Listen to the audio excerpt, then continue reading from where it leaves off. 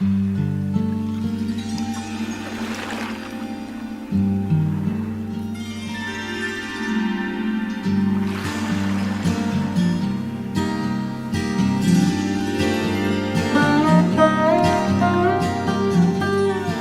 any physicists in the house?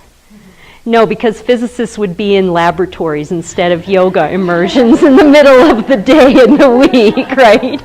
But physicists should study yoga. Go make friends with them because they speak the same language. And especially string theory. So does anybody understand string theory? Okay, I don't, but I'll explain in my butchered way. But in string theory, the idea is that everything in matter, everything in creation, all the laws of nature arise from a unified field in the form of sound bites, in the form of vibration. What holds this whole world together is nothing other than sound.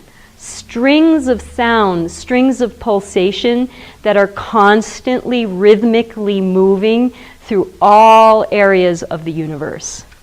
This was discovered by a physicist in England, and I believe his name is Gordon Michael, but since no physicists are in the house, I can make a mistake. He's a colleague of Stephen Hawking. And Stephen Hawking, of course, you know, is the mastermind behind quantum mechanics.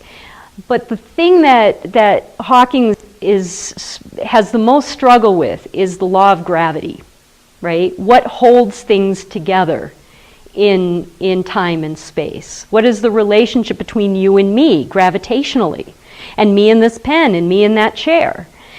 In the Newtonian world, right? Remember our friend Newton, Isaac Newton, how he discovered gravity? How did he discover it? An apple hit him on the head, right? And so he realized that things fall, and so that there's this force called gravity.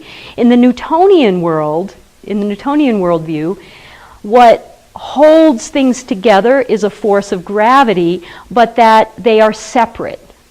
Right? I am separate from this pen, I'm separate from that body, I'm separate from this chair, and what unifies us is this sort of invisible force of gravity.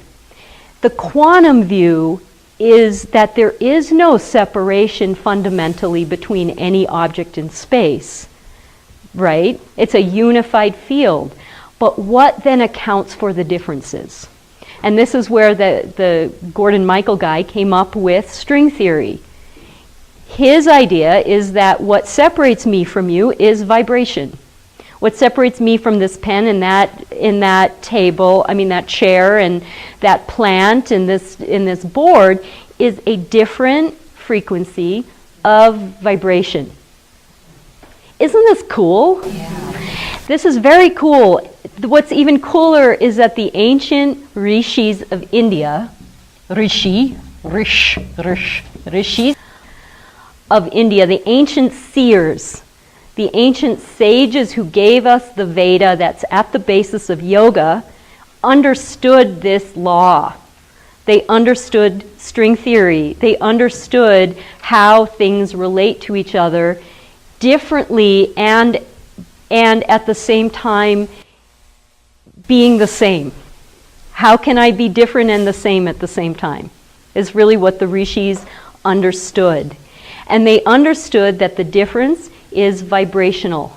The difference is patterns of energy. And they saw these patterns of energy. They saw these strings of sound bites that make up everything in creation.